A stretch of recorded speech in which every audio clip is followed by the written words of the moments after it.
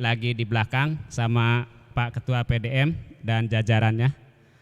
Namun sebelumnya Bapak Ibu, tidak kalah penting ini acara momen bersejarah bagi Majelis Tarjih, yaitu tentang peluncuran buku terbitan Majelis Tarjih Pimpinan Daerah Muhammadiyah Kota Yogyakarta. Dan acara ini akan dipandu oleh Bapak Dr. Arif Rahman. Untuk itu kepada Bapak Dr. Arif Rahman kami haturkan sepenuhnya acara sampai selesai, dipersilahkan. Ada alokasi waktu? Ada alokasi waktu? Ya, sampai. Oke.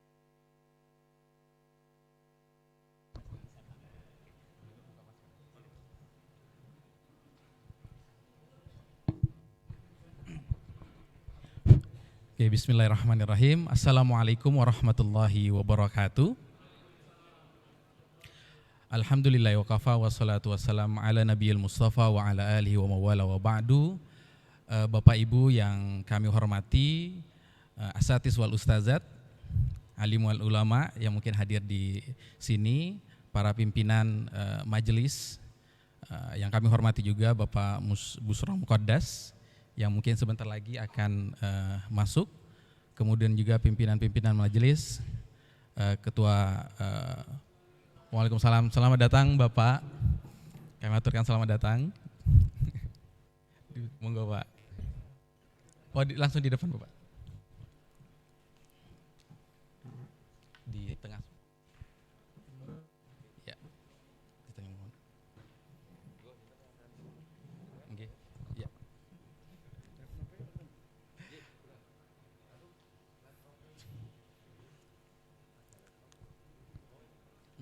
Baik, kita lanjutkan. Selamat datang Bapak Busro Muqaddas dan juga Bapak Ibu hadirin wal hadirat yang dimuliakan Allah Subhanahu wa taala. Alhamdulillah pada malam hari ini di sela-sela setelah kita melaksanakan sholat Isya, kemudian nanti ini ada kesempatan kita untuk satu sesi lagi ini, di satu sesi yaitu peluncuran buku tuntunan praktis perawatan jenazah. Dan tadi sudah disampaikan oleh panitia bahwasanya ini sebuah ijtihad yang harus dilakukan karena memang kebutuhan di masyarakat untuk tuntunan dalam secara praktis, terutama di tuntunan perawatan jenazah. Baiklah, untuk mengawali pada sesi kali ini kita awali dengan melafazkan basmalah. Bismillahirrahmanirrahim. Sudah hadir juga di tengah-tengah kita para hadirin wal hadirat dan juga pimpinan yang sudah hadir di sini. Selanjutnya mungkin kita akan kita akan melihat penayangan slideshow ya dari terkait tentang tuntunan praktis perawatan jenazah. Mungkin akan ditampilkan.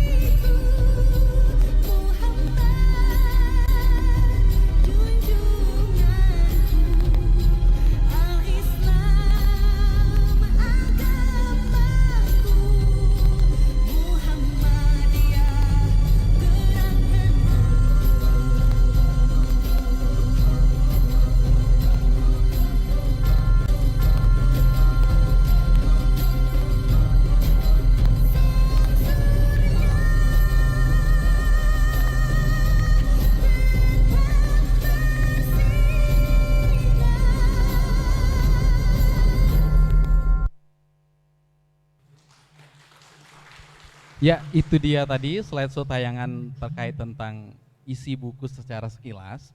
Untuk lebih lanjut, kita selanjutnya mari kita dengarkan sambutan dari Wakil Ketua Pimpinan Daerah Muhammadiyah yang dalam hal ini akan disampaikan oleh Bapak Aris Madani MSI kepada. Oke. Langsung Pak Ahid mawon. Ya, langsung Pak Ahid, kami persilakan Bapak di sebelah saya. Langsung saja. Nek kula luwih cepet Pak, nek Pak Aris sak rada dawa. Assalamualaikum warahmatullahi wabarakatuh.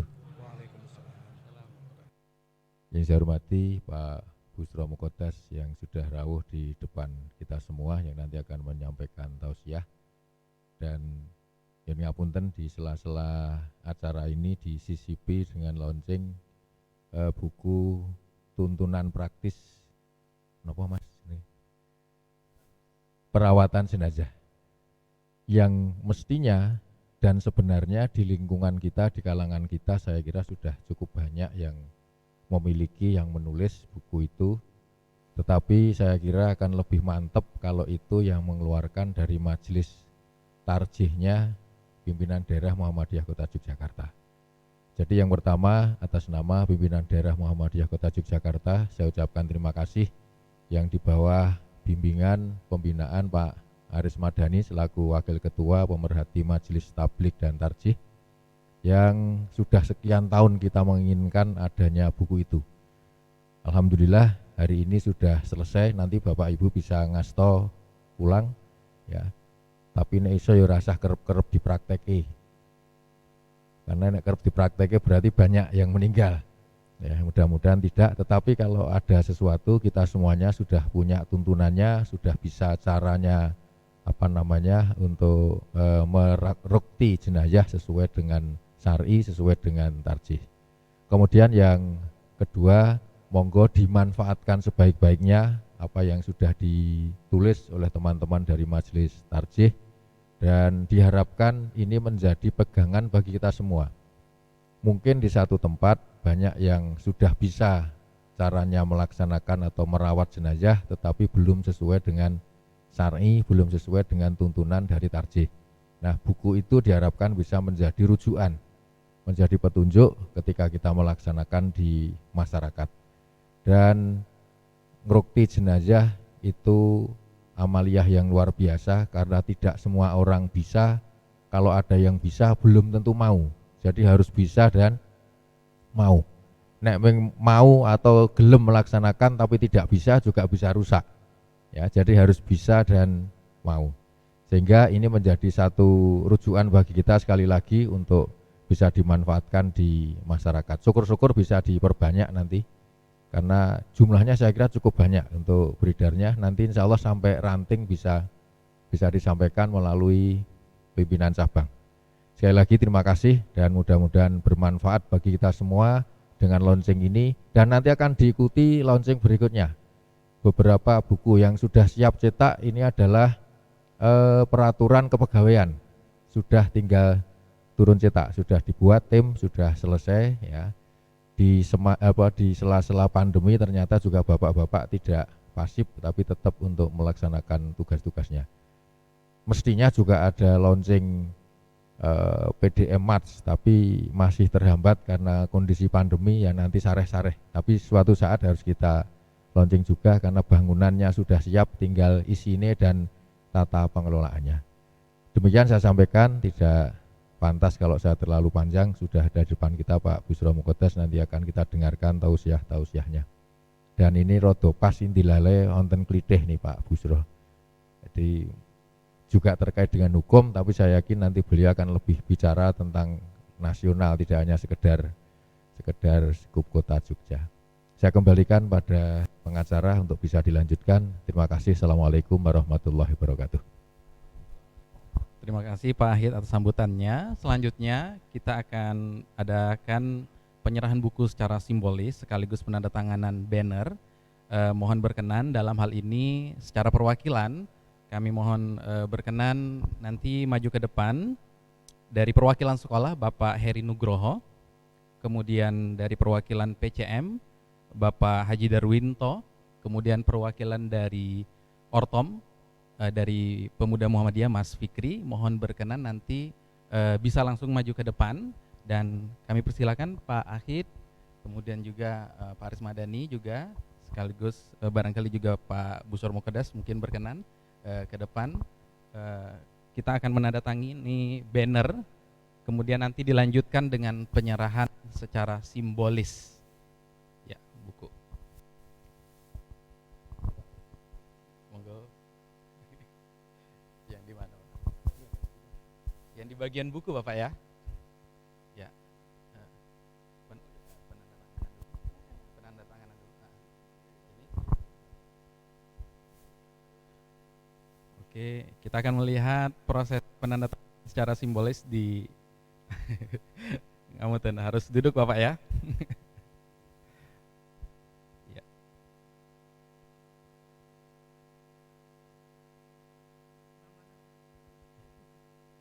Ya, tepuk tangan dulu Bapak Ibu sekalian.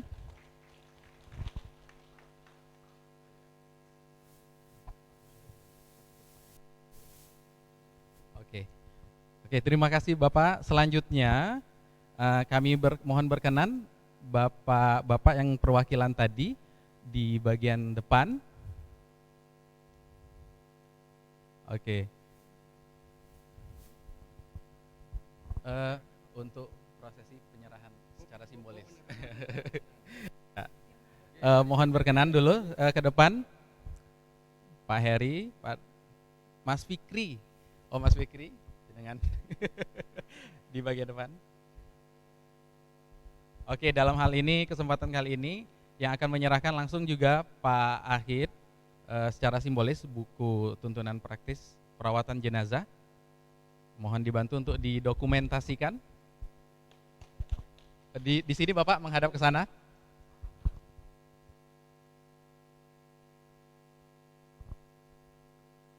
Oke, yang selanjutnya Pak Aris Madani.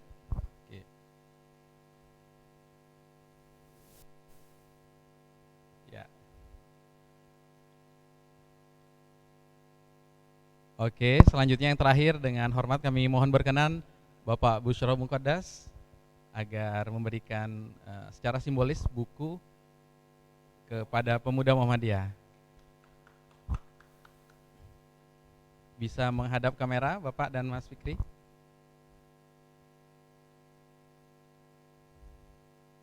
Oke, tepuk tangan buat semuanya Bapak Ibu sekalian.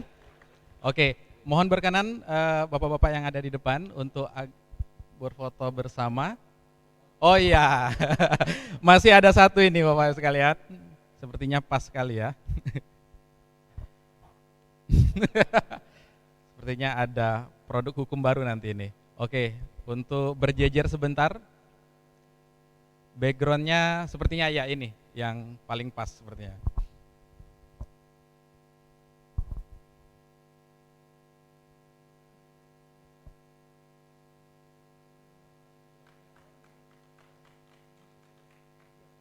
Oke, terima kasih.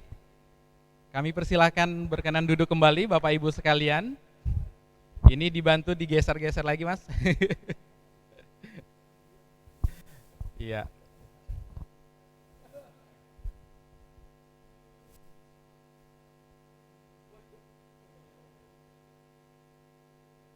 Monggo, sampun. Ya. Siap. Bapak Ibu yang dimuliakan Allah Subhanahu wa taala, selesai sudah prosesi peluncuran singkat sekaligus penyerahan secara simbolis buku tuntunan praktis perawatan jenazah. Mudah-mudahan ini bermanfaat bagi umat dan juga persyarikatan. Tibalah kita di akhir prosesi peluncuran buku ini, kita akhiri melafazkan hamdalah, alhamdulillahirabbil alamin. Selanjutnya acara kami kembali serahkan kepada panitia acara yang selanjutnya. Terima kasih.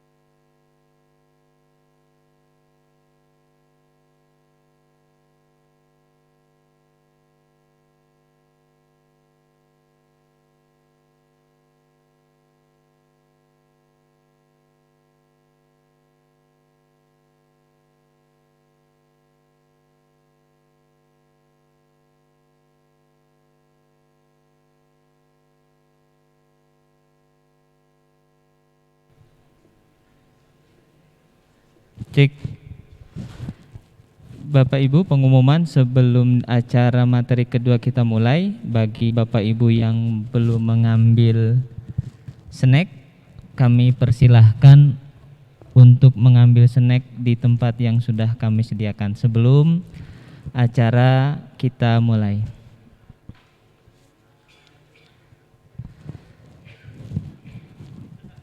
Sekali lagi, bagi Bapak Ibu yang belum mengambil snack, silahkan untuk mengambil snack di tempat yang sudah kami siapkan.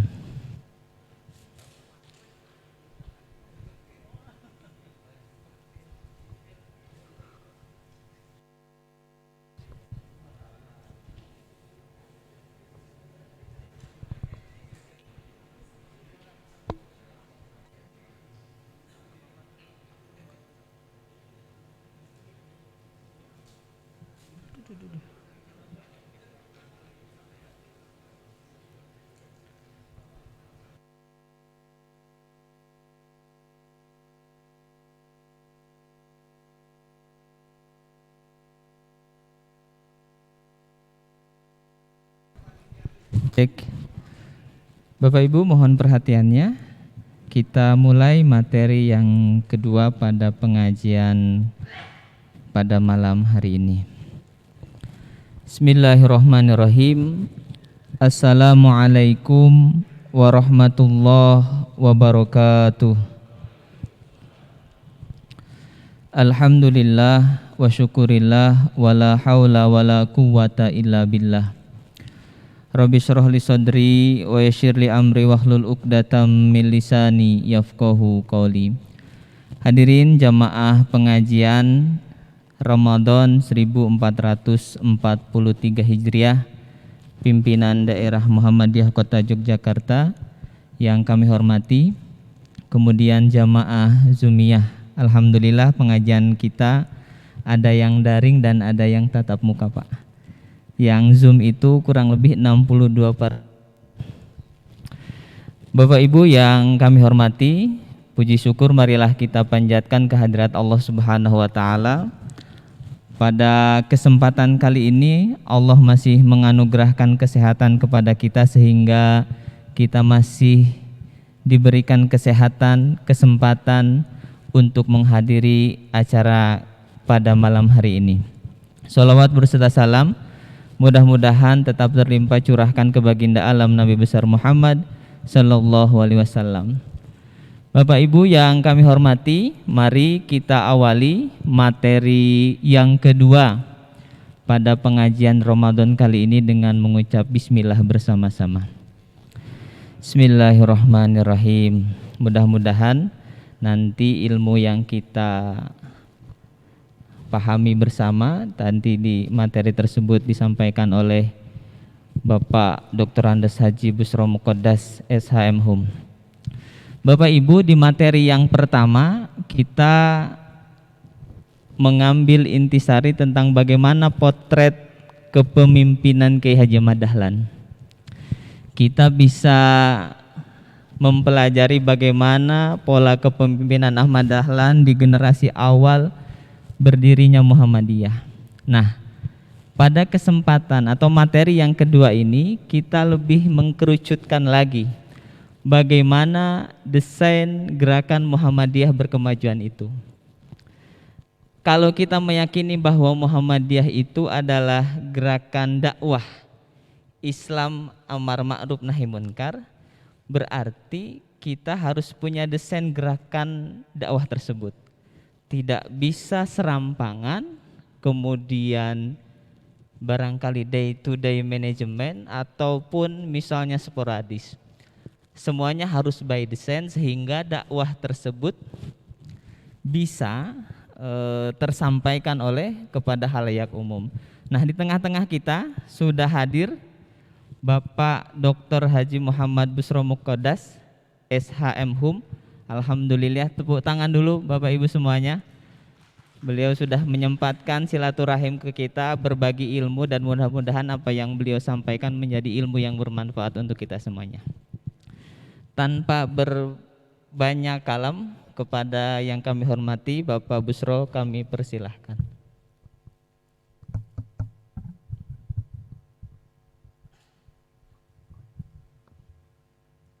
Assalamualaikum warahmatullahi wabarakatuh.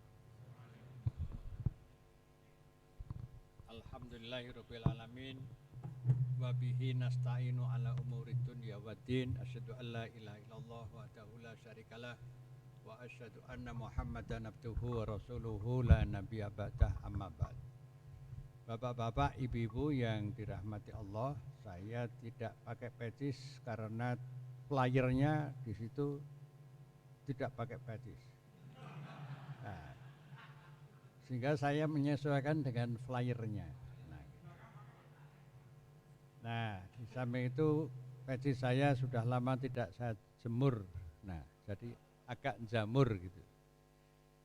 Saya diberikan tugas malam hari ini dengan judul mengenai makna gerakan berkemajuan, atau lengkapnya itu gerakan Muhammadiyah yang berkemajuan. Saya sampai malam hari ini belum bisa menyajikan pengertian yang lengkap mengenai apa toh arti berkemajuan sesuai dengan situasi.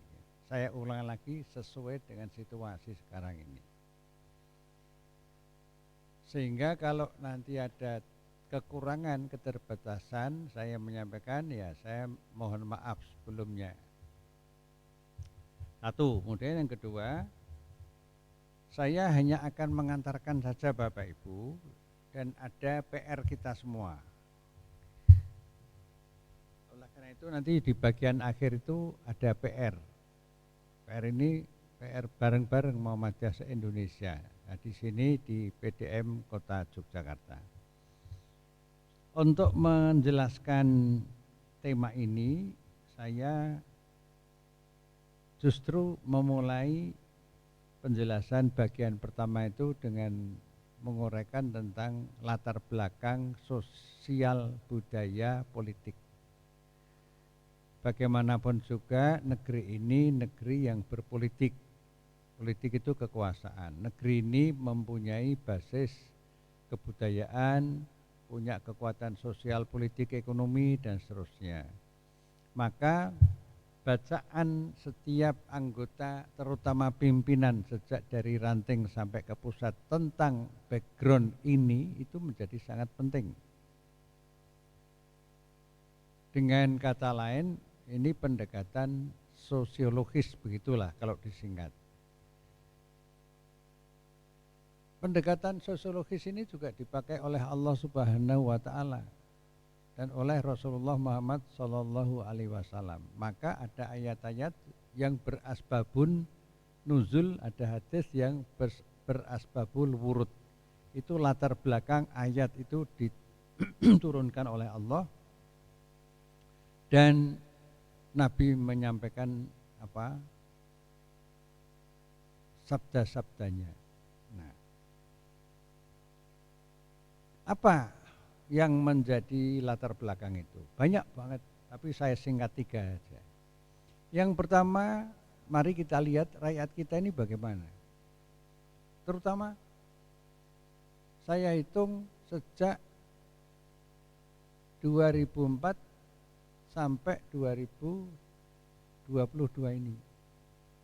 Lalu nanti saya sedikit bandingkan dengan era rezim Orde Baru. Untuk perbandingan. Lalu ketika kita melihat rakyat kita itu, maka rakyat kita ini banyak masalah. Di antara masalahnya yang saya tulis di depan itu, yaitu pemerataan atau masifikasi praktek suap yang rutin di dalam pilkada dan pemilu sejak 2004, pemilu 2004 sampai 2019, dan nanti pasti kecuali Allah memberikan petunjuk kepada semua bangsa Indonesia, itu pengecualian. Itu 2024 pasti akan lebih hebat lagi.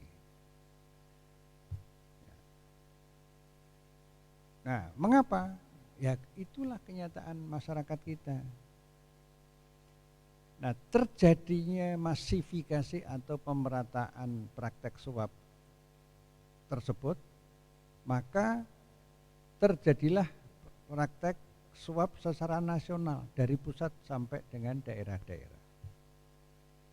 Saya di berbagai kesempatan sering meminta kepada peserta diskusi itu, kalau bapak-bapak, ibu-ibu ada data yang valid, pilkada mana, pemilu mana yang tidak pakai suap, tolong saya diberi datanya. Sampai sekarang nggak ada. Walaupun saya tidak akan menyimpulkan semua yang ikut pilkada itu mesti praktek suap, saya nggak berani. Paling 1-2, nggak sampai 1%. Sebagian kecil saya tahu orang itu, tapi nggak saya sebut, nggak enak. Apalagi kalau orangnya di sini. Walaupun penyebutan bagus itu nggak enak loh. Apalagi penyebutan jelek. Nah, Bapak Ibu, maka suap tersebut apakah mempunyai dampak yang seperti apa? Dampak moralnya seperti apa? Nah, lalu di situ saya sebutkan, misalnya saja masyarakat itu memiliki pandangan yang kemudian bergeser, berbeda. Yang semula tahu, paham ar-rasi wal murtasi finnar, al-hadis itu, bahkan calo-calo penyuap dan yang disuap itu juga finnar gitu. Tahu masyarakat Islam, tapi penelitian yang dilakukan oleh Litbang Kompas di Jawa Timur, kita tahu Jawa Timur itu mayoritas Islam. Penelitian itu tentang suap. Apakah masyarakat Jawa Timur itu menganggap suap itu sesuatu yang biasa saja? Dijawab 50% kurang lebih menjawab biasa saja. Nah, ini pergeseran itu. Bagus Kompas. Akan lebih bagus kalau perguruan tinggi di Jogja ini, 3 perguruan tinggi itu juga melakukan riset yang sama di DIY saja. Syukur di Jawa Tengah. Mudah kok riset seperti itu. Tapi alhamdulillah sampai sekarang nggak ada riset itu. Karena perguruan tinggi kita super sibuk dengan urusan-urusan akreditasi. Baik dosen maupun perguruannya. Kalau dosen itu punya berhala baru yang namanya Scopus. Nah, itu membuat dosen-dosen itu bahasa Perancisnya ngiyip gitu. Ngejar dengan serius gitu. Akibatnya apa? Itu bagus. Tetapi lalu tidak ada ruang yang cukup, ruang berperasaan, ruang berpikir, memikirkan kondisi rakyat yang sesungguhnya telah berubah, yang semula menganggap suap itu haram, finnar, menjadi biasa. Saya yakin kalau ini diriset ngeri hasilnya. Ngeri. Nah, lalu juga perubahan-perubahan itu akan berkaitan dengan kebutuhan ekonomi. Jadi kalau suapnya itu pas anaknya mau bayar SPP, nah diterima, alhamdulillahirabbil alamin. Tuh, milih calon A. Nah, calon B tahu dilipat gandakan, diterima yang dua-duanya, yang dipilih yang besar duitnya. Yang memberi pertama sudah ada pengertian, perjanjian, aku tak 1.000 ya Pak, ya aku tak milih kowe. Nah, bahasan ada lawannya tahu 200.000, nah, yang dipilih yang 200.000. Itu maknanya apa? Terjadi perubahan pandangan tentang ekonomi yang tercerabut dari kesadaran agama. Nah,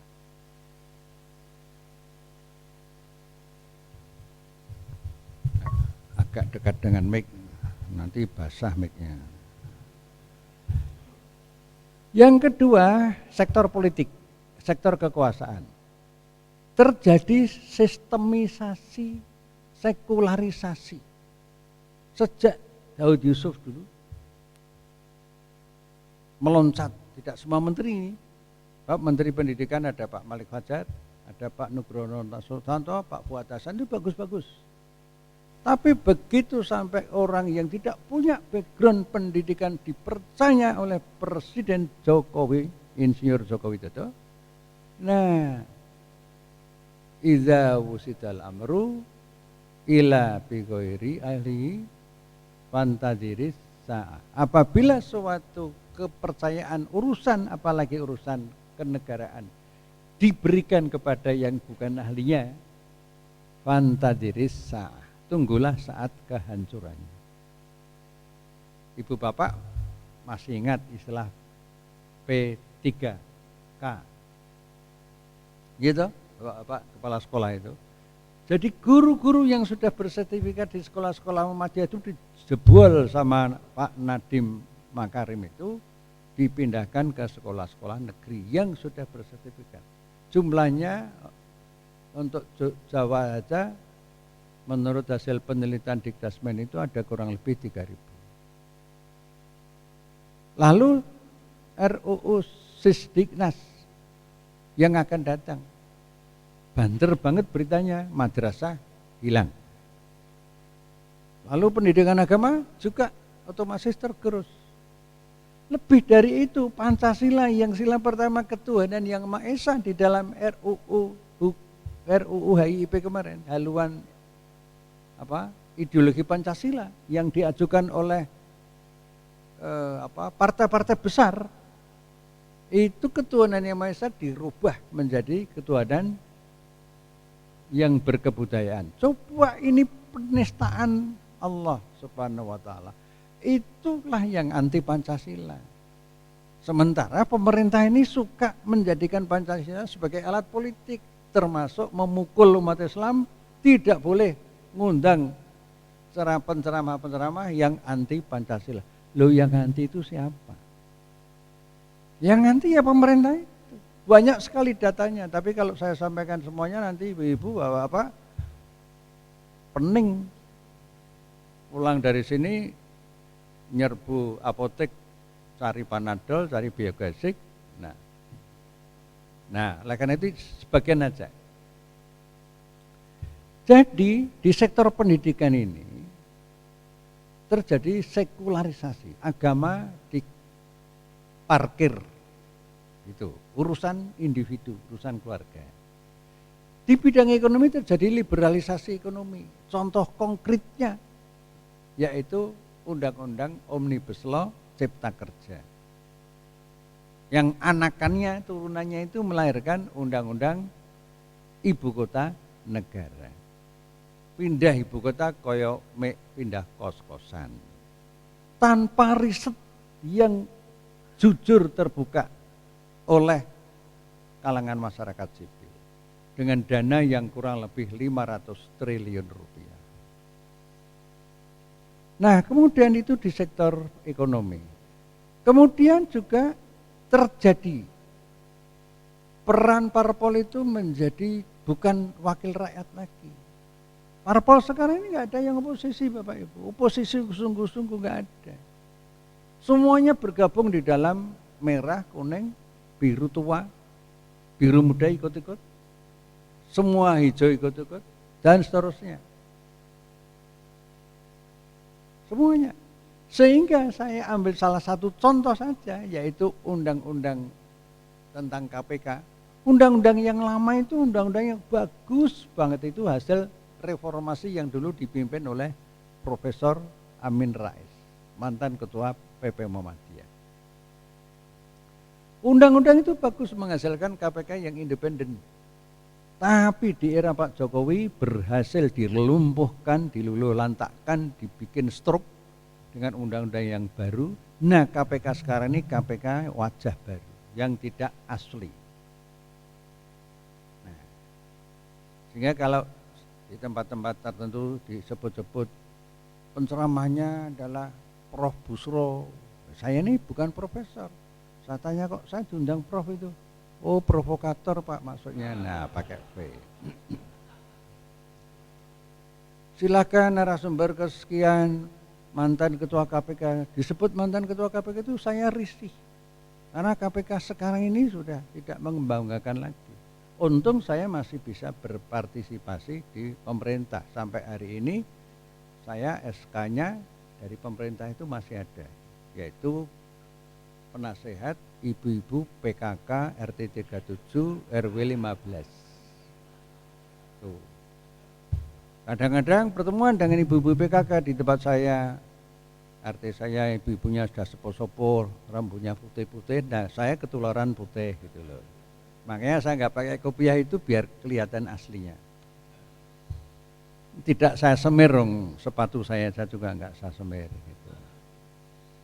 Nah, dari sudut ini bukan hanya parpol, ormas, perguruan tinggi, lembaga riset dan aktivis itu juga dilemahkan perannya. Tidak sedikit organisasi yang kongres itu diintervensi oleh pemerintah. Enggak usah saya terangkan di sini, Bapak Ibu pasti sudah tahu. Sangat mungkin nanti 18 sampai 21 November insya Allah yang akan datang itu juga akan ada intervensi kepada Muktamar Muhammadiyah. Tapi kita enggak perlu gusar karena ada ayat wa makaru wa makarallahu wallahu khairul makirin. Mereka membuat tipu daya, tapi Allah juga sebaik-baik pembalas tipu daya. Karena orang Muhammadiyah rata-rata masih memegang pada prinsip kerja keras, cerdas, dan ikhlas. Bukan hanya omongan. Kalau yang hanya omongan itu kerja, itu omongan itu. Kalau Muhammadiyah jelas, sampai sekarang 170 perguruan tinggi Muhammadiyah se-Indonesia. Pemerintah berapa perguruan negerinya? 122 kira-kira lebih. Mereka dibayar dengan pajak, kita wakaf, sodako dan sebagainya. Jadi organisasi masyarakat sipil sekarang ini diperlemah.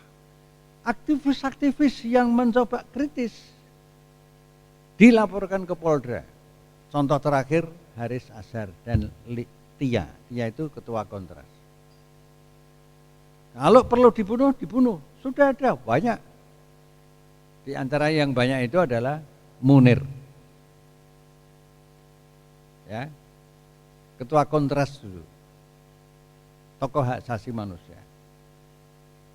Meninggal di pesawat dari Jakarta ke Belanda. Jadi tidak aneh di Indonesia itu menghilangkan nyawa. Di antaranya juga kasus di KM 50 Jakarta, Cikampek, 6 orang relawan FPI itu sadis banget. Itu terjadi di negeri Pancasila itu loh. Yang Pancasilanya sering untuk jadikan alat untuk melawan, merobohkan lawan. Padahal itu bukan lawan. Kalau ada orang kritis, itu sesungguhnya pemerintah itu seneng kalau rakyatnya kritis itu mestinya datang, didatangi, diundang, apa kritiknya apa begitu. Tapi enggak sekarang ini. Bagian kedua, bagian ketiga. Bentar, bagian kedua tadi media juga. Lalu bagian ketiga terjadi penyalahgunaan Pancasila itu sebagai alat mempolitisasi orang yang harus dipolitisasi. Seperti kepala BNPT kemarin, pejabat BNPT itu yang sudah dimuat di berbagai media. Dapat pesan dari presiden, kalau ngundang penceramah jangan yang radikal. Apa ukurannya radikal? Yang melawan Pancasila. Nah, kalau dalam konteks NU dan Muhammadiyah, dua organisasi besar ini penyumbang rumusan terakhir Pancasila. Mosok mau tega-teganya dipukul dengan seperti itu. Jadi ini semuanya instrumentalisasi itu tidak hanya tentang Pancasila.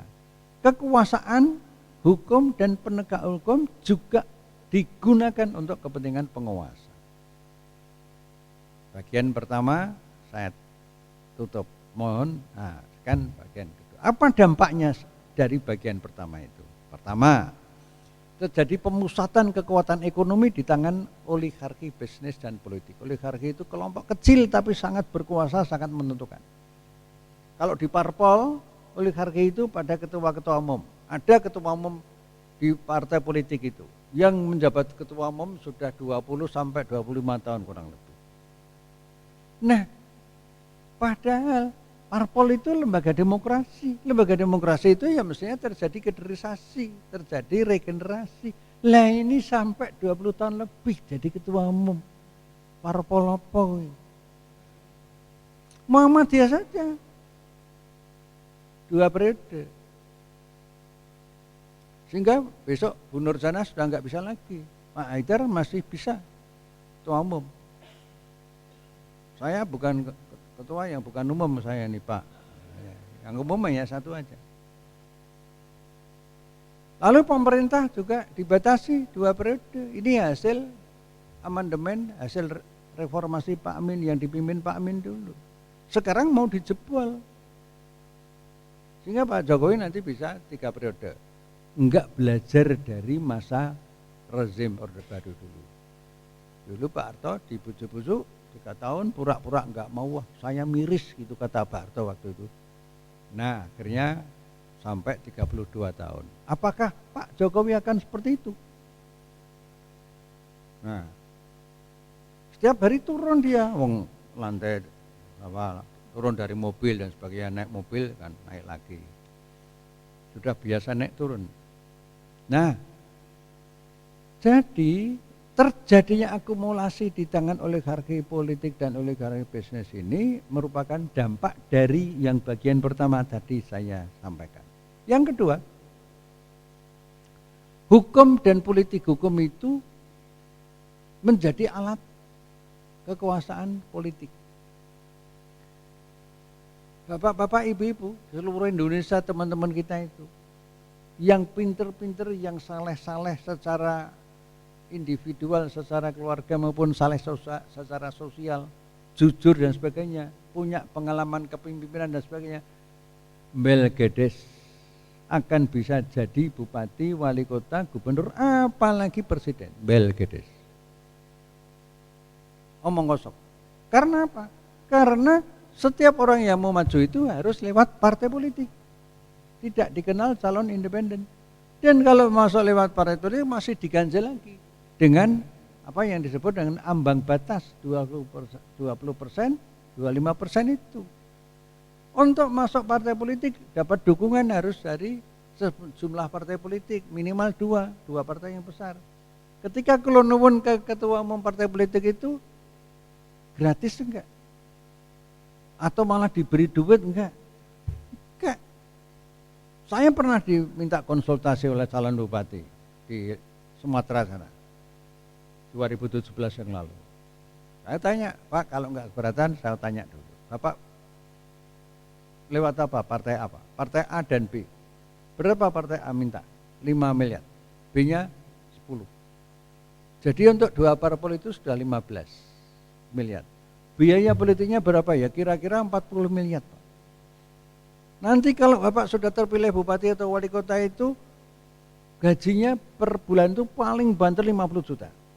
1 tahun kali 12, 600 juta. 1 periode kali 5, 3 miliar. Bapak habis 40 miliar. Sedekah, Pak. Enggak bisa jawab dia. Nah, karena mereka bisa mengeluarkan 40 miliar karena ada cukongnya. Nama-nama cukong itu kita sudah ngantongi. Cukong, wah macam-macam lah.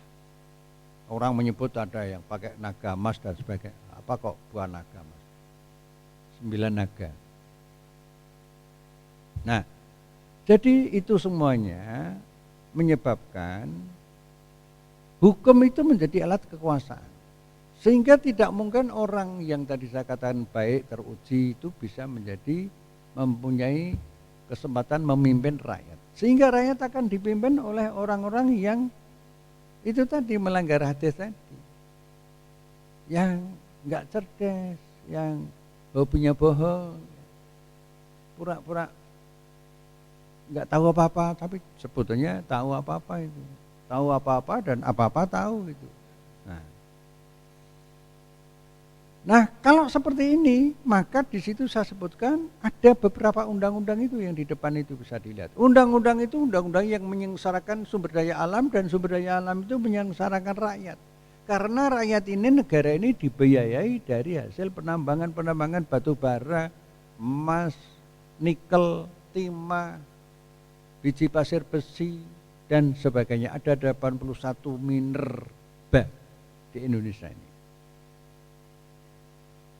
Itu menurut undang-undang yang di depan itu dibikin seperti itu. Nah, kemudian terjadi pelemahan peran masyarakat sipil. Sampai hari ini Bapak Ibu tidak ada rektor perguruan tinggi negeri dan maupun swasta termasuk Muhammadiyah, ya, yang atas nama rektornya itu, atas nama perguruan tingginya itu melakukan riset yang akuntabel, lalu risetnya disampaikan kepada pemerintah. Ada yang positif, ada yang kritis. Misalnya kritis itu menyatakan bahwa ide untuk memundurkan jabatan presiden menjadi 3 tahun atau 5 tahun ke depan itu adalah tidak tepat karena melanggar ini. Sahabat saya Zainal Arifin Mukhtar atau panggilannya Uceng dari Universitas Gadjah Mada mengatakan semangat untuk memundurkan jabatan presiden itu teror konstitusi. Nah, teror konstitusi cocok sekali ya, dan saya sering mengutip ini karena cocok kok. Cocok itu cocok apa? Cocok dengan situasi. Jadi teroris itu juga yang seperti itu. Tapi selama ini terorisme kan selalu ditujukan kepada umat Islam saja. Nah, lalu ketika masyarakat sipil itu dilemahkan, maka tidak berani ngontrol, tidak berani amar ma'ruf nahi mungkar. Itu. Lalu yang keempat, ini saya tinggalkan 4 lampiran, nanti bisa dibagikan. Nanti 2 yang saya tampilkan bisa sekilas saja. Monggo. Yang tadi itu. Mana operatornya? Bapak Ibu, lampiran yang saya tampilkan itu menggambarkan praktek korupsi di seluruh Indonesia akibat praktek suap tadi. Maka fakta menunjukkan ada jumlah koruptor yang angka-angkanya itu di depan itu. Itu angka-angka itu jumlah koruptor seluruh Indonesia. Paling banyak 305. Mana itu? Istana. Artinya Jakarta. Pusat pemerintahan ini ya di Jakarta itu, Istana Negara itu. Di situ karena koruptornya banyak se-Indonesia, maka saya karangan saya apa? Saya juluki NKKRI. Negara Kesatuan Koruptor Radikal Indonesia. Nah, bukan NKRI jangan diudik-udik. Dan Muhammadiyah konsisten sejak dulu, enggak pernah ngudek-ngudek Pancasila NKRI enggak. Itu karangan orang luar aja untuk ngebuki umat Islam. Suka membuat isu-isu yang enggak benar. Nah, yang kedua,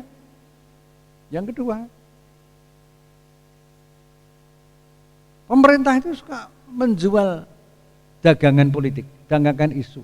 Dagangan isu itu sering menggunakan intoleransi radikal teroris. Saya tidak heran kalau pemerintah seperti itu. Lah wong KPK lembaga negara saja dituduh sarang teroris, sarang Taliban. Itu lihat yang di depan itu. Ada gambar saya itu. Ada Abraham Samad, ada siapa itu? Bambang Wijoyanto dan sebagainya. Ada Novel Baswedan dan seterusnya. Itu dikait-kaitkan dengan Taliban. Taliban itu kan Muslim.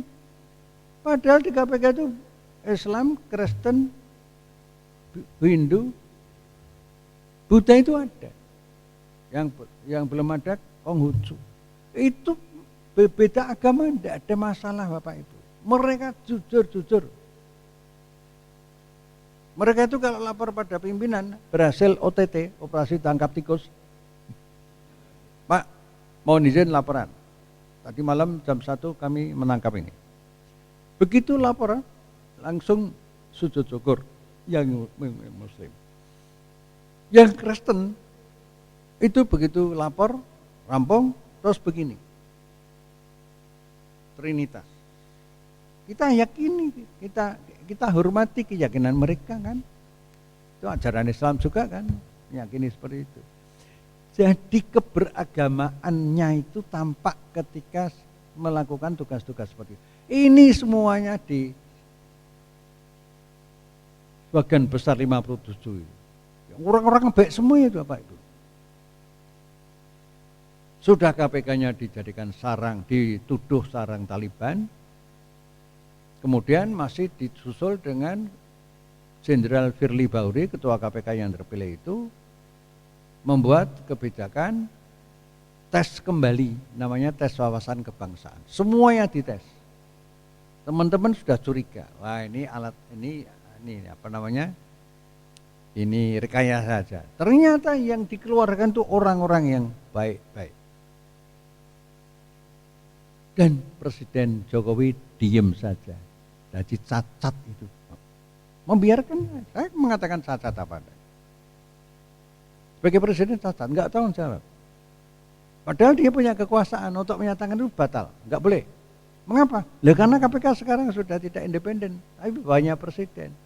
Nah kalau bawahnya ya harus taat pada atasannya. Nah atasannya tidak memberikan respon yang positif. Jadi KPK saja itu diserang dengan istilah itu. Jadi kalau umat Islam sampai sekarang ini bentar-bentar ditangkap ISIS, jamaah Islam dan sebagainya, itu tidak perlu kaget Bapak Ibu. Kami yang sering kali menangani masalah itu dengan teman-teman di pusat maupun di Jogja, itu lama-lama kebal juga. Kesel ya, tapi juga kebal. Nah Bapak Ibu, terus kembali ke pokok makalah. Lampirannya selesai.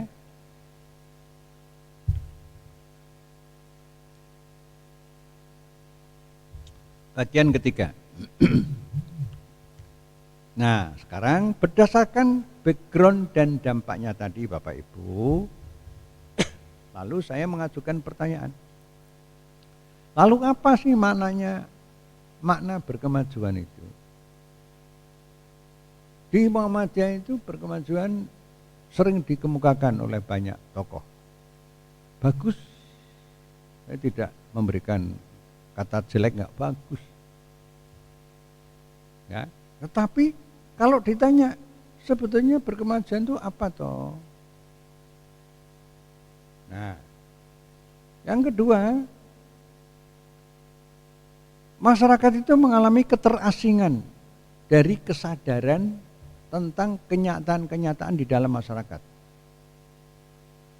sebagai dampak nyata dari butir 1 dan butir 2 tadi, bagian 1 dan bagian 2 tadi.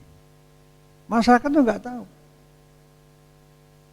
Nanti kalau presiden ditunda 3 tahun, 3 tahun lagi itu dampaknya apa? Masyarakat nggak tahu, orang kampus saja tidak banyak yang tahu, hanya tertentu saja. Mahasiswa yang tahu, yang kritis-kritis itu. Kebanyakan BEM itu, Badan Eksekutif Mahasiswa. Nah, Karena masyarakat seperti itu, maka masyarakat mengambang. Yang ketiga, miskinnya tradisi riset berbasis ideologi metodologi profetik. Saya meminjam istilahnya Profesor Kunto Wijoyo, Allah yarham. Di dalam buku yang ditulis Pak Kunto itu bagus banget bukunya. Kalau menjadi bacaan kita sehari-hari bagus sekali. Saya kadang buku lama ya, tapi sering saya baca ulang. Ngangeni buku itu. Isinya bagus banget. Nah, intinya apa? Di situ saya kutip An-Naml 69 Ar-Rum 41. Yungto itu berkaitan. Ini ada Mas Heni, kok ada JO, Mas Heni pasti tahu. JO itu berkaitan, ini istilah hukum. An-Naml 69 itu a'udzubillahi minasyaitonirrajim. Qul siru fil ardi fanzuru kaifa kana akibatul mujrimin. Di ayat lain akibatul mukadzibin. Berjalanlah kamu Muhammad di atas bumi, perhatikanlah bagaimana akibat perbuatan-perbuatan orang yang berdosa itu. Kalau yang berdosa itu kekuasaan, dampaknya semakin berat. Perhatikan itu artinya riset. Riset itu bagian dari Iqra. Nah, kalau risetnya perguruan tinggi negeri maupun swasta itu lemah, tidak tahu apa toh yang menyebabkan kekerasan seksual pada anak-anak di bawah umur, apa toh yang menyebabkan anak-anak bisa berpikir mengalami kemunduran karena narkoba. Di belakang bisnis narkoba itu siapa? Siapa saja. Enggak saya sebutkan di sini, tapi setelah saya diberitahu oleh orang dalam, oleh yang ada di dalam itu, merinding rasanya. Bukan sembarang orang. Nah, ini gak ada yang riset. Jadi ketika dai mubalik, penceramah-penceramah, khotib-khotib, pemuka agama dan sebagainya itu bicara tentang masyarakat Indonesia yang ideal, itu dangki saja. Adil makmur, tapi tidak tahu yang tidak adil. Makmur tapi tidak tahu yang tidak makmur. Masyarakat sehat tapi tidak tahu data masyarakat yang tidak sehat. Bagaimana berkemajuan? Jadi berkemajuan itu istilah yang teoritis gitu. Namun jangan berhenti di situ. Kita juga punya bahan yang bagus. Bagian terakhir,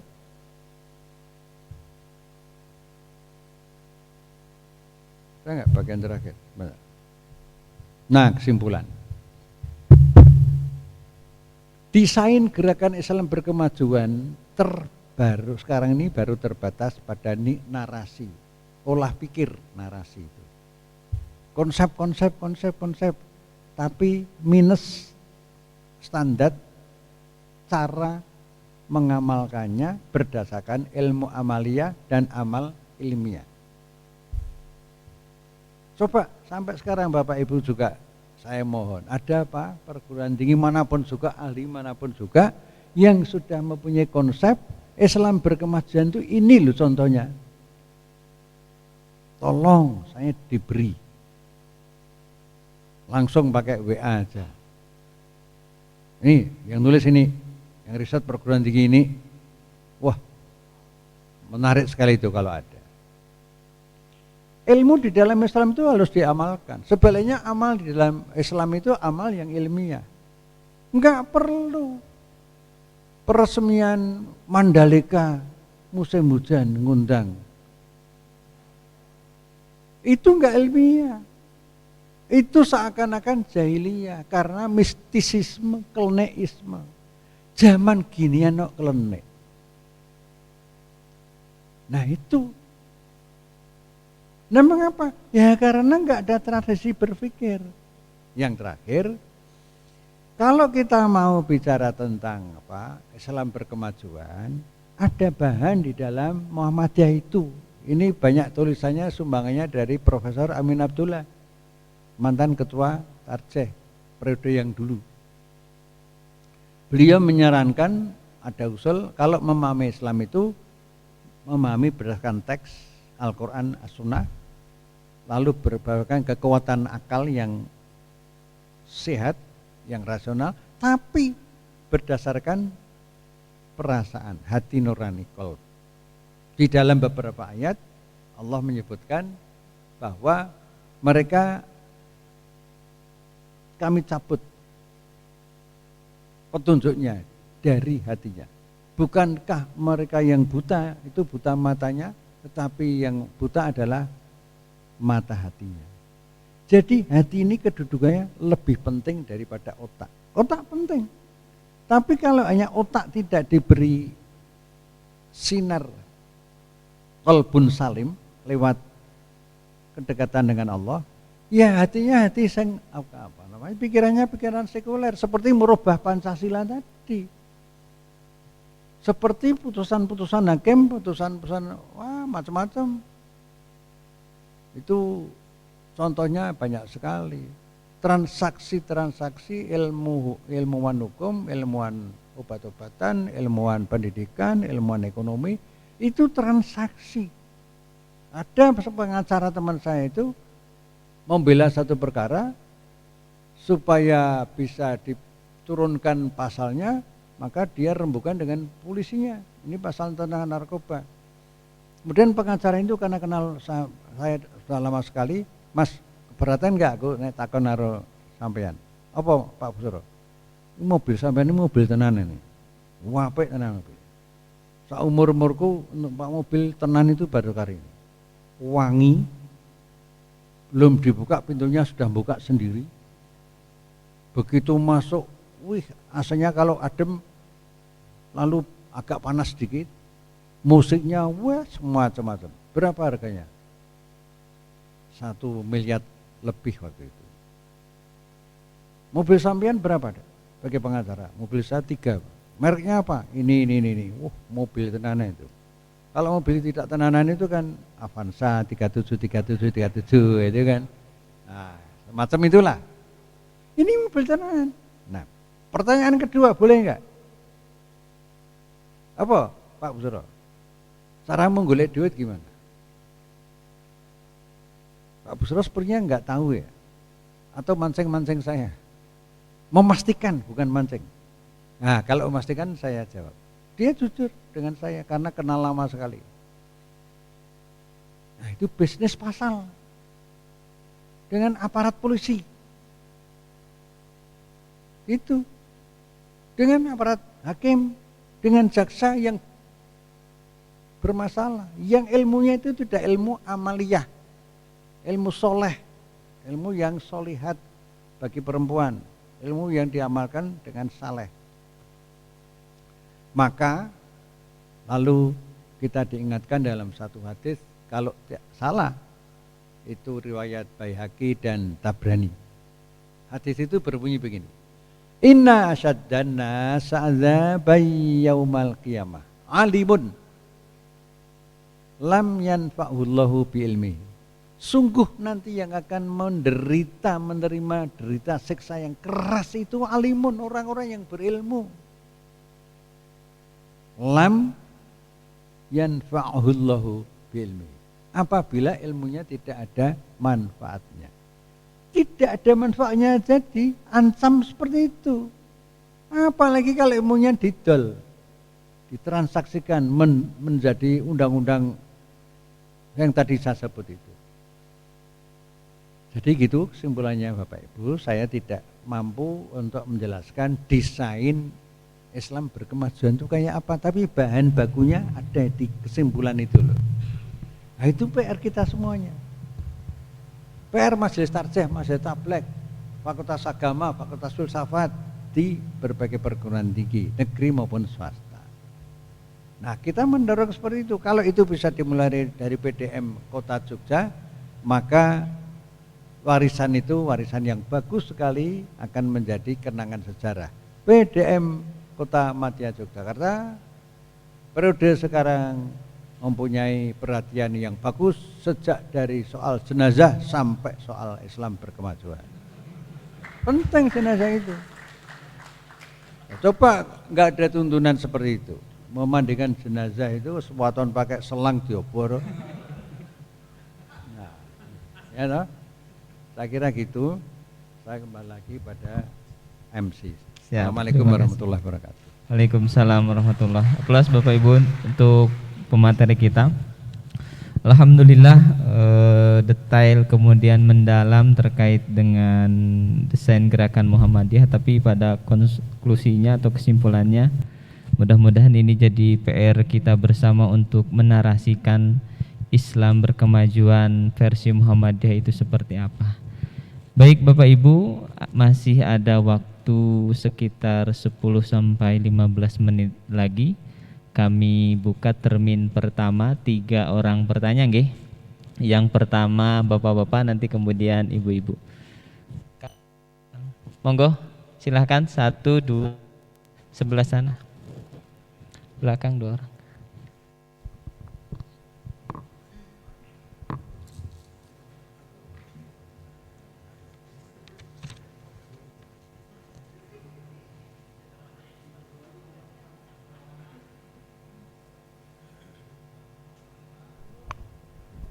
Assalamualaikum warahmatullahi wabarakatuh. Pak Busro yang kami hormati, saya dari Guru SD Muhammadiyah Bosasran. Nggih Pak. Yang pertama pertanyaan terkait dengan RUU Sisdiknas. Sikap kita itu harus bagaimana gitu ya Pak ya. Nanti nyonderek dijawab. Karena kalau kita lihat memang benar-benar menteri sekarang ini kurikulum aja suruh milih sendiri Pak.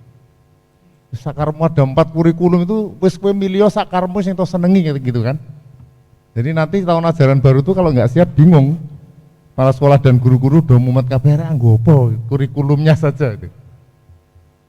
Yang kedua Pak, apakah tidak mungkin atau tidak berani Muhammadiyah itu bisik-bisik terkait dengan 2024? Bisik-bisik ya nggak usah dipublish kemudian pakai surat, nggak usah. Tapi sesuk milih osikai misalnya loh Pak. Kan ini sudah ada gambaran, ada tokoh-tokoh yang punya elektabilitas tinggi dan kebetulan kalau kita nilai secara moralitas juga bagus. Mungkin kalau saya sendiri itu kan DKI itu nampaknya lumayan baik lah gitu ya. Saya nggak nyebut nama. Berani nggak besok itu Muhammadiyah digemblengke kalau sudah 2024 ada jago yang memang bisa dibisiki saja Pak. Wes esuk iki lho lengger gitu loh. Jadi biar nyatu. Karena terus terang bicara tentang politik kita itu ya ora wani ya. Dibiarkan ya akhirnya tidak nyatu, akhirnya sampai kapanpun tidak bisa menang dalam tanda petik, sehingga sampai sekarang ini kalau terlihat wajah Islam kita betul-betul terdolimi luar biasa dari pemerintah yang sekarang baru ini. Insya Allah mudah-mudahan 2024 ganti pimpinan nasional. Terima kasih Pak. Assalamualaikum warahmatullahi wabarakatuh. Waalaikumsalam warahmatullahi wabarakatuh. Silahkan dilanjut. Terima kasih. Assalamualaikum warahmatullahi wabarakatuh. Pak Busro yang saya hormati, salah satu saya bangga kepada Pak Busro, mungkin satu-satunya tokoh yang sampai saat ini itu selalu kritis terhadap kebijakan pemerintah itu hanya Pak Busro. Tepuk tangan kepada Pak Busro. Karena kalau kita lihat Muhammadiyah sendiri itu, nyuwun sewu Pak Busro, ini menjadi mungkin juga koreksi buat kita, mungkin sama seperti Pak Warjo tadi. Karena kita itu di banyak kaum Muhammadiyah itu ya sekarang itu kaum pendidikan, kaum kesehatan, apalagi kaum pendidikan itu memang kita pada posisi dilema. Apa yang disampaikan Pak Busro dan mungkin catatan-catatan tadi memang kalau disimpulkan itu memang rapat pemerintahan kita itu merah. Dan nyuwun sewu sangat jauh keberpihakan terhadap kita ya sebagai warga Muhammadiyah. Kemudian persoalannya itu lalu kira-kira kita harus mengambil posisi bargaining yang bagaimana?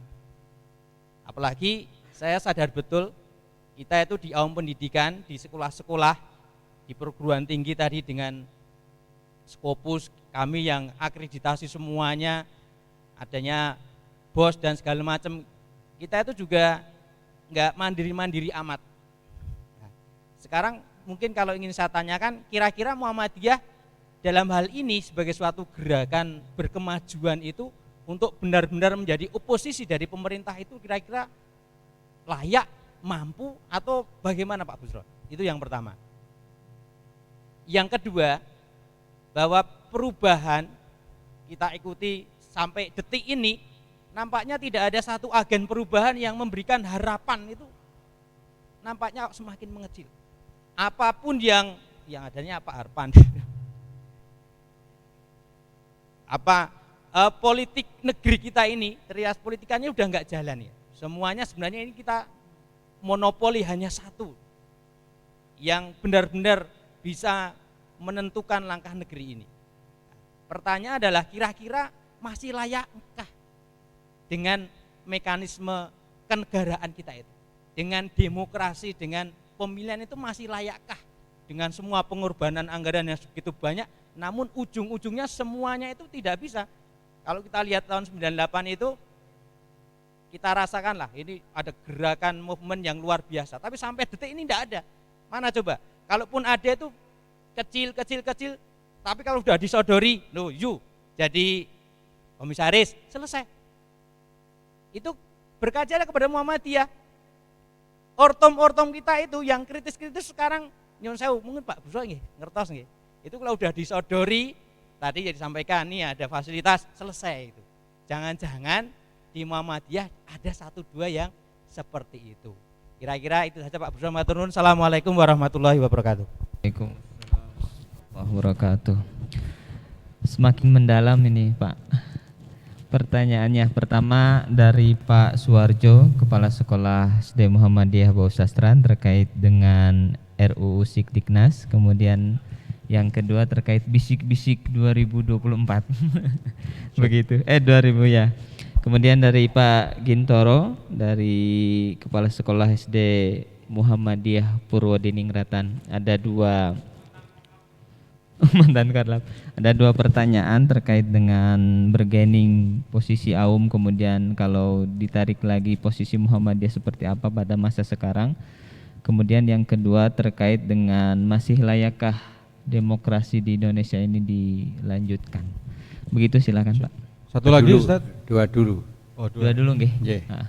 Yang pertama tadi RUU Sisdiknas ini pimpinan Pusat Muhammadiyah, dalam hal ini Majelis Dikdasmen, yang paling terakhir sudah menyelenggarakan pertemuan di Universitas Muhammadiyah Malang, mensikapi itu. Sikapnya seperti apa masih belum dibuka kepada secara umum itu. Nah, kemudian tentang RUU ini, sebaiknya di Muhammadiyah itu kan bukan, tidak ada tidak ada karakter majikan buruh. Kepala sekolah itu bukan majikan, PP Muhammadiyah bukan majikan, dan di bawahnya itu bukan bawahan. Muhammadiyah itu egaliter. Inna akramakum indallahi atqakum. Hanya kualitas takwanya yang membedakan. Nah, rektor juga bukan majikan dosen, sehingga tidak perlu. Kalau punya ide yang bagus itu harus munduk-munduk. Sopan kan tidak hanya atasan aja, kepada bawahan pun juga kita bersikap sopan gitu ya. Sehingga dengan karakter Muhammadiyah seperti itu, maka kalau PDM mengambil inisiatif sendiri, itu membahas sendiri mengenai RUU Sisdiknas ini, bagus banget. Kalau saya diundang, saya akan hadir. Kalau tidak diundang, teko dhewe ben. Ora mungkin diusir. Saya bisa memberikan, saya juga pendidik, saya guru. Sampai sekarang saya masih guru. Jadi tahu tentang perguruan itu, tentang pendidikan tahu. Nah, yang terpenting, apalagi dalam situasi sekarang ini, pendidikan itu nomor 1 karakter building. akhlakul karimah. Ini yang terpenting. Kalau mau cari orang ilmuwan, wah geladrah. Tidak mungkin saya menyebutkan orang-orang yang gelarnya macam-macam itu rumahnya sudah bagus tapi milih tidur di Sukamiskin. Milih tidur di sana. Walaupun di sana fasilitasnya top. Bagi yang punya duit ya bisa macam-macam. Dulu sudah dibongkar itu. Yang kedua ilmu yang berwatak, yang tadi Burhani, Bayani, Irfani tadi. Ini masih perlu diturunkan menjadi konsep. Perlu dijelaskan sejak SD, tapi dosisnya dosis SD. SMP juga dijelaskan dosisnya SMP, SMA dan sebagainya. Guru-guru mesti harus mengenali ini. Bukan ya seakan-akan haknya dosen dah. Dosen aja juga banyak yang radrong. Ya mari kita belajar bareng-bareng. Saya kalau ada semacam itu saya juga akan hadir belajar. Saya juga belum matang. Nah, sehingga karakter ilmu yang terakhir pendidikan amal. Latihan amal itu bagus sekali. Kecil-kecil kalau dari pesantren, dari apa? Pesantren atau apa? MBS dan sebagainya. Itu kami kadang-kadang berkunjung ke MBS itu, an-nadzafatu minal iman itu diajarkan. Sehingga pesantren itu bersih. Heran, saya tanya ustadznya, ini ada pendidikan kebersihan. Oh iya Pak, gini-gini, wah alhamdulillah. Orang enggak kemproh gitu, enggak jorok, enggak. Nah, bersih ini tidak hanya bersih secara fisik, tapi bersih secara pikiran, bersih secara politik, bersih secara ekonomi dan seterusnya. Nah, dengan demikian, bagaimana menerjemahkan karakter-karakter utama pendidikan ini sebagai bahan yang oleh PDM nanti bisa di follow up, lalu buat aja seminar terbuka ngundang wartawan. Menteri diundang, orang teko Kadinas yang diundang. Kayak gitu, jadi kita kreatif. Kalau semuanya misalnya nunggu PP, lah PP itu seablek-ablek urusannya. Pasti enggak mampu. Pasti itu. Jadi dari daerah saja, dari apa? Dari daerah, minimal dari daerah. Bisik-bisik. Bagus bisik-bisik itu. Asal ada hasil analisisnya. Dan tidak salah bisik-bisik itu. Negara jangan ngurusi orang bisik-bisik. Oh mereka sendiri juga suka bisik-bisik, nak nyolong itu bisik-bisik kok. Pakai telepon bisik-bisik. Ustadz, nanti malam ketemu ya di masjid ini. Masjid itu hotel. Ya.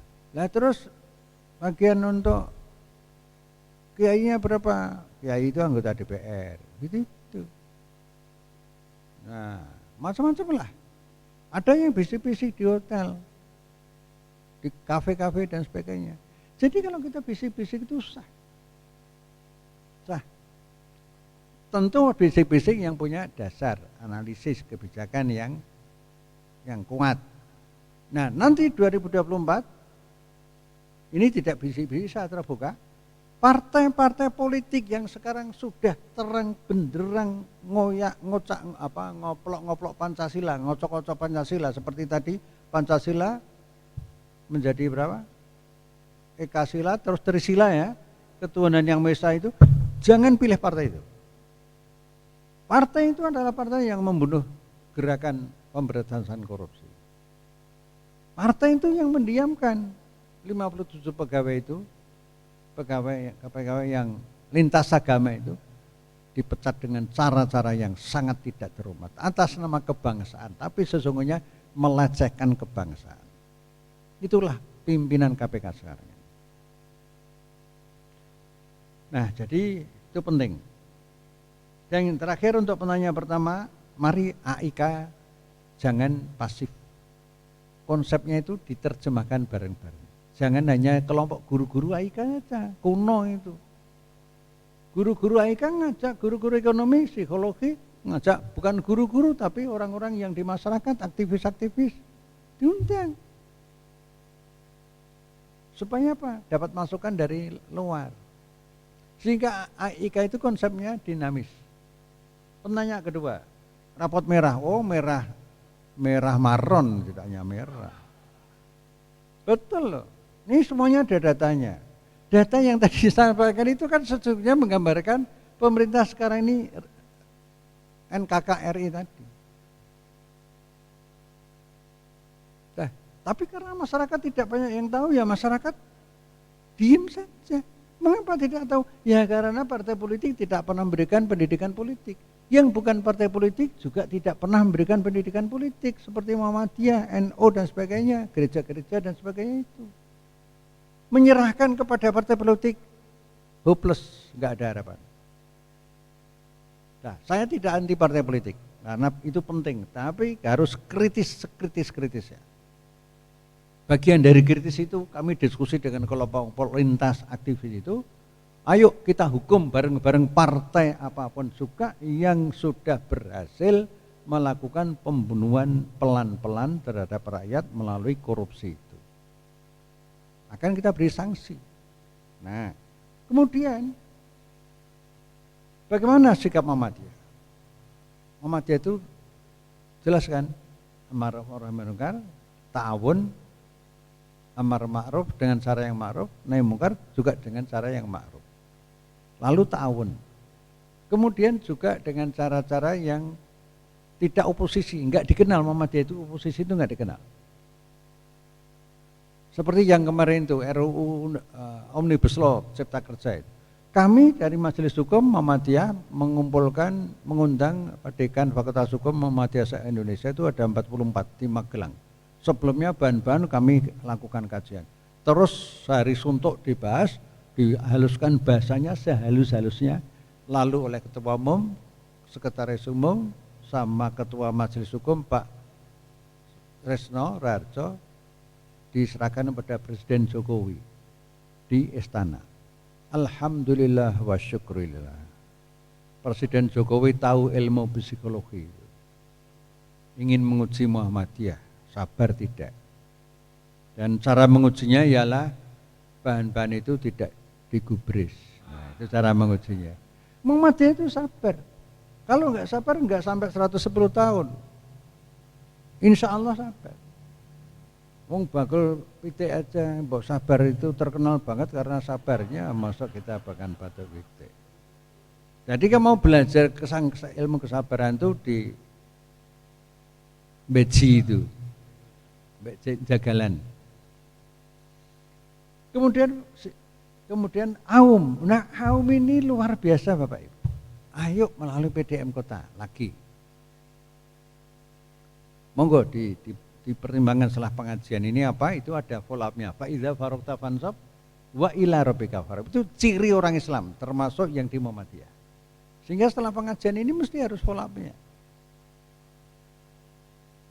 Nah, lalu bagaimana sikap demokrasi Indonesia? Menghargai enggak.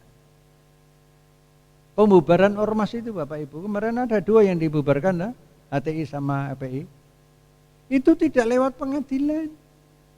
Zamannya Pak SBY seterusnya itu lewat pengadilan. Jadi ada hak untuk membela.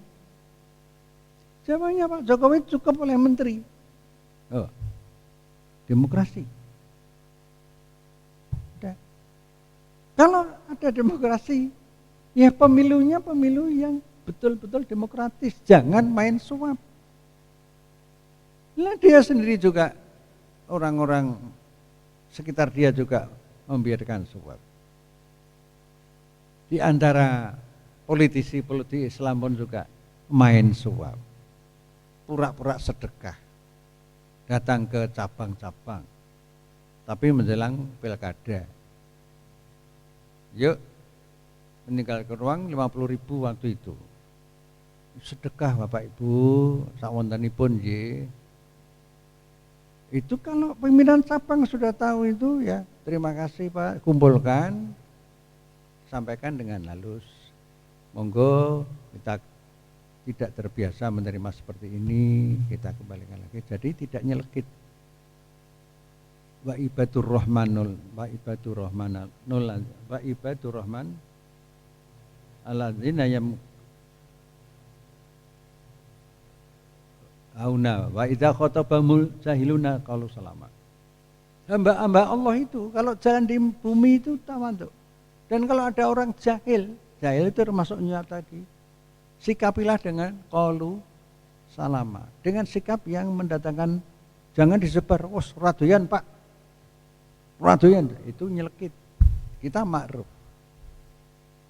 Apakah ada kira-kira 2024 itu yang perlu dibisik-bisikkan tadi. Jadi saya setuju, bisik-bisik itu salah satu cara berdemokrasi. Nah, godaan-godaan itu, pelemahan-pelemahan aktivis, tokoh-tokoh kampus, tokoh-tokoh ormas itu salah satunya dengan godaan fulus. Orang nggak tahu tentang pekerjaan apa, pabrik apa, perusahaan apa, jadikan komisaris. 100 juta per bulan. Tinggal perusahaannya gede enggak? Nah, itu cara membungkam. Sejumlah aktivis, tidak sedikit aktivis Muhammadiyah itu ada loh. Jadikan komisaris. Mau. Setelah jadi komisaris nggak bisa ngeritik lagi. Nah, padahal sebagai aktivis itu, apalagi pimpinan, itu salah satu tugasnya menjadi sahabat Bilal, muadzin.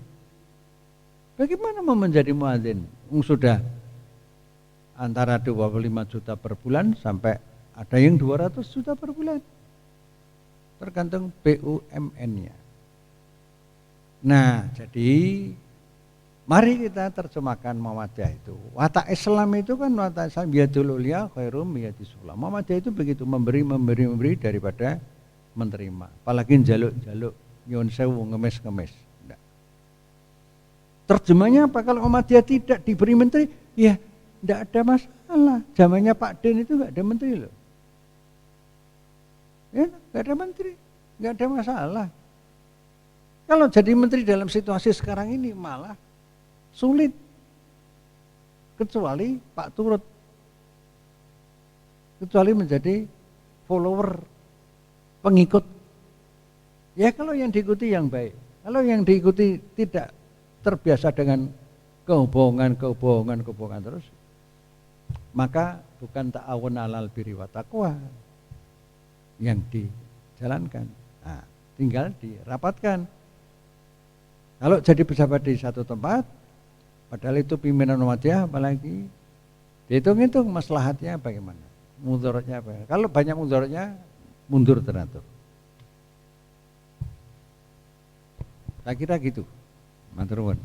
Baik, terima kasih Pak Busro atas jawaban-jawaban dari pertanyaan yang hadirin semuanya. Terakhir tadi ada satu kali lagi pertanyaan, habis itu kita closing. Monggo silakan Pak. Bismillahirrahmanirrahim. Assalamualaikum warahmatullahi wabarakatuh. Izin memperkenalkan diri, nama Eko Wahyono dari SD Muhammadiyah Nitian, Ustaz. Nggih, langsung mawon. Kami di samping sebagai guru atau sebagai pendidik, oleh persyarikatan kami juga dituntut punya kewajiban untuk berdakwah di masyarakat. Nggih, terbukti dari MPK ketika Baitul Arqam kalau kami tidak ada peran di masyarakat, sertifikat kami ditahan. Okay.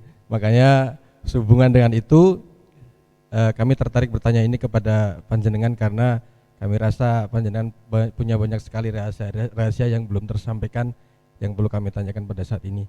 Terutama concern kami adalah berdakwah di daerah-daerah muslim minoritas terutama di sekitar Jogja, Ustadz. Kami merasa sekarang gerakan kami bergerak bersama teman-teman MCY, Mu'alaf Center Yogyakarta, amat sangat sempit gerakan kami ketika berdakwah di daerah muslim minoritas dibandingkan dengan sebelum eranya Jokowi sekarang ini. Contohnya ketika ada mahasiswa KKN dari IKIP PGRI di satu daerah di Kalibawang, dia dicegat oleh segerombolan warga, oleh 7 orang, kemudian dengan terang-terangan menyampaikan bahwa kami tidak menerima mahasiswa muslim. Kemudian disampaikan ke kami dan kami kawal, ternyata kasus itu menjadi bias. tidak lagi menjadi kasus SARA tapi murni menjadi kasus kriminal murni. Akhirnya kasus itu bias dan sampai-sampai sebuah posko KKN yang harus datang setiap malam Kapolseknya sendiri. Apakah pertanyaan kami, apakah benar isu yang kami dengar sebagaimana di Kulon Progo ketika ada seorang bupati sebelum sekarang, mereka ada MOU dengan Nyuwun Sewu, bahasa kami apa ya, dengan kaum Palang bahasa kami, untuk memilih mereka sehingga ketika orang tersebut terpilih mereka menempati posisi-posisi strategis. Apakah ini juga terjadi di pemerintahan sekarang sehingga gerakan mereka sangat luar biasa luas? Kasus yang sedang real terjadi sedang kami hadapi di Sentolo di Kulon Progo. Ada sebuah perusahaan yang menamakan CVX lah, katakanlah mereka awalnya mengajukan izin untuk melakukan pengepakan kopi dan bahan pertanian. Tapi yang membeli tanah itu dari susteran dari Jakarta dan sekarang ketika bangunan itu belum jadi sudah ditempati oleh 3 suster yang ada di sana. Ini indikasi kegiatan kristenisasi dan ketika kami menyampaikan itu ke masyarakat ternyata kami langsung diintimidasi. Apakah benar sampai level setinggi nasional, apakah ada MOU seperti itu sehingga gerakan-gerakan kami ketika ikut berdakwah terutama di Muhammadiyah sangat sempit ruang gerak kami. Ketika kami menyampaikan ini untuk bekerja sama dengan teman-teman di PCM di Sentolo, mereka harus berpikir beberapa kali ketika akan melangkah, sampai-sampai mereka mengatakan kami harus berpikir ulang karena kami tidak mau dibenturkan dengan masyarakat. Lain dengan dulu ketika kami menyampaikan ada sebuah problem di bawah, mereka akan langsung dengan semangat ayo bergerak, terutama para teman-teman kokamnya. Nah, sekarang kami merasa kesulitan itu, apakah benar di sana memang ada kesepakatan itu dan apa yang harus kami lakukan terutama para aktivis Muhammadiyah yang ada di lapangan supaya kami bisa tetap bergerak dan tidak terbentur dengan aturan-aturan yang ada, karena sekarang banyak sekali wajan yang bisa dijadikan penggorengan. Jadi sekecil apapun isu ketika para ahli mereka menggorengnya maka akan bisa menggiring kami para aktivis untuk bisa dimasukkan atau diperkarakan secara hukum.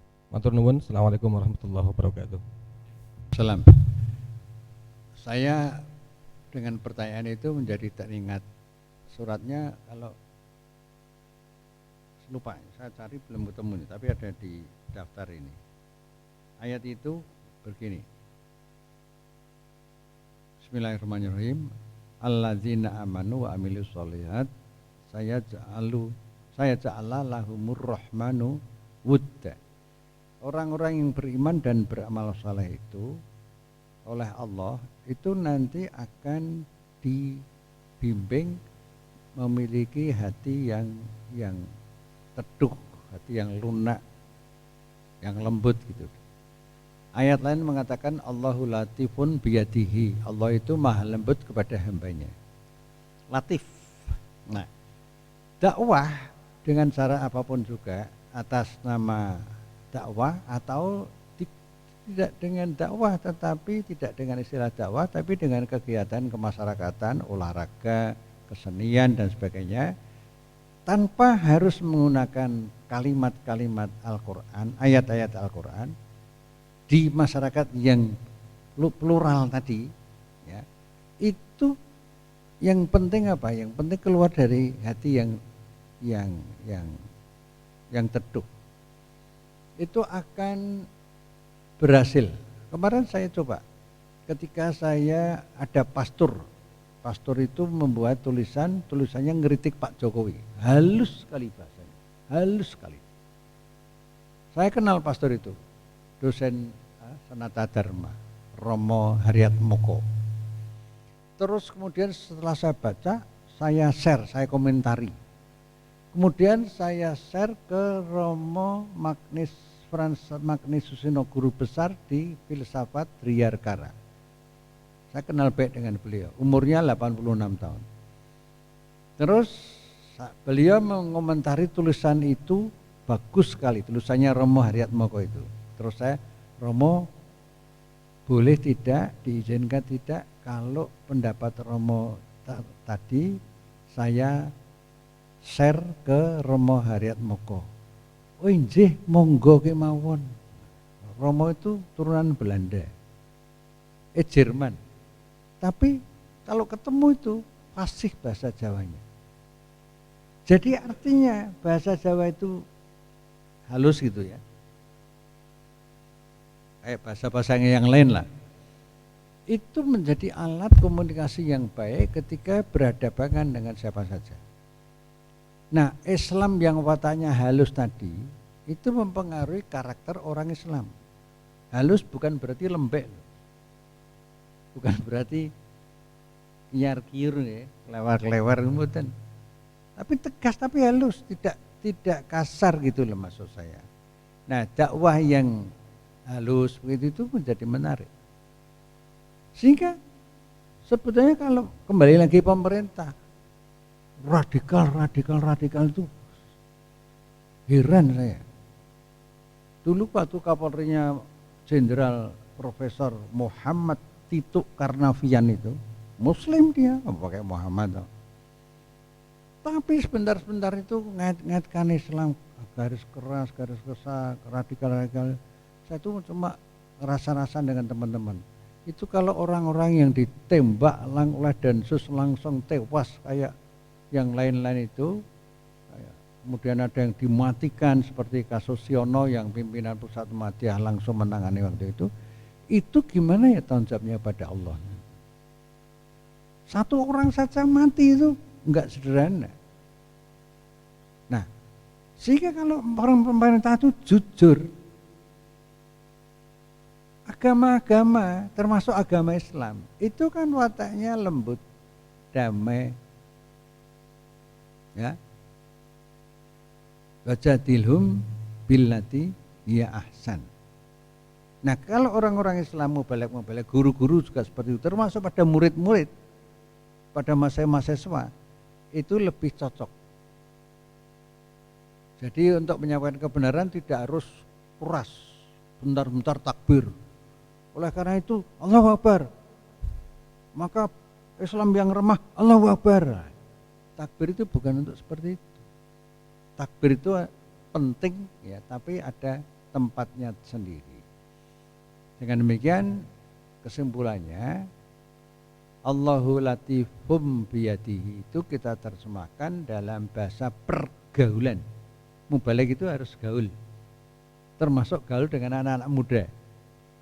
Anak muda sekarang ini udah macam-macam lah perubahannya dasar. Jadi kalau kita nggak gaul pada mereka, ya kita sendiri yang akan dijauhi. Yang terakhir, kalau kalangan NU itu, NU tradisional punya Gus Baha. Lalu kemarin pengajian PP yang terakhir mengundang siapa? Ustadz dari Makassar itu. Itu ya di samping yang lain-lain ya, itu kan followernya banyak sekali, jutaan. Kok mereka bisa diterima? Ya karena mereka pandai menggunakan istilah-istilah yang menyejukkan gitu. Nah kita dalam urusan apapun juga kita yang sejuk gitu dan sabar gitu. Maka di Ali Imran ayat terakhir ayat ke-200 itu sabar itu diulang-ulang tuh. Isbiru wasobiru warobitu wattaqullaha la'alakum tuflihun. Diulang. Begitu pentingnya sabar itu. Saya kira begitu, kekurangannya saya minta maaf. Mudah-mudahan kita sehat, 10 hari terakhir bisa iktikaf. Alhamdulillah. Assalamualaikum warahmatullahi wabarakatuh. Waalaikumsalam warahmatullahi wabarakatuh. Terima kasih Pak Busro atas transfer ilmunya. Mudah-mudahan sekali lagi ini menjadi pertama ilmu yang bermanfaat untuk kita. Kemudian ada narasi-narasi yang harus kita pahami bersama sehingga Islam berkemajuan itu dalam perspektif Muhammadiyah, kita selaku gerakan Islam barangkali harus responsif terhadap keadaan sosial politik di Indonesia karena kita ada di dalam hal tersebut di negara Indonesia. Baik Bapak Ibu, sebelum kita akhiri ada kenang-kenangan Pak dari pimpinan daerah Muhammadiyah. Pak untuk memberi Pak Ahid Widi. Monggo Pak untuk memberikan kenang-kenangan ke Pak Busro.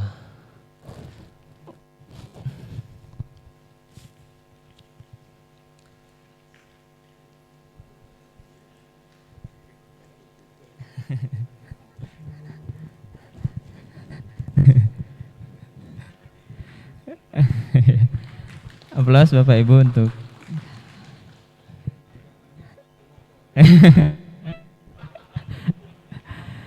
Aduh. Satu lagi Bapak dari SMA Muhammadiyah.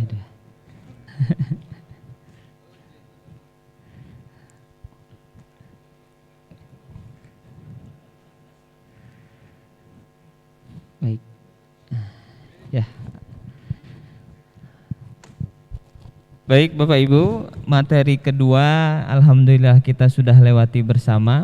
Kita bertemu kembali di hari Ahad, hari kedua pengajian kita. Mudah-mudahan Bapak Ibu tetap semangat, tetap diberikan kesehatan dan kesempatan. Kita berjumpa lagi hari Ahad besok mulai pukul 15.30. Untuk itu mari kita akhiri sesi hari ini dengan mengucap hamdalah bersama-sama. Alhamdulillahirabbil alamin. Assalamualaikum warahmatullahi wabarakatuh. Bapak Ibu, wonten buku dari Majelis Tarjih. Setiap sekolah dapat, PCM juga ketitipan buat PRM, Ortom juga dapat. Monggo bisa ada petugas di luar. Monggo. Bu yang tadi Tarjih. Dan jangan lupa besok tidak kalah penting jam 15.30 kembali ke tempat sini ya. Matur nuwun.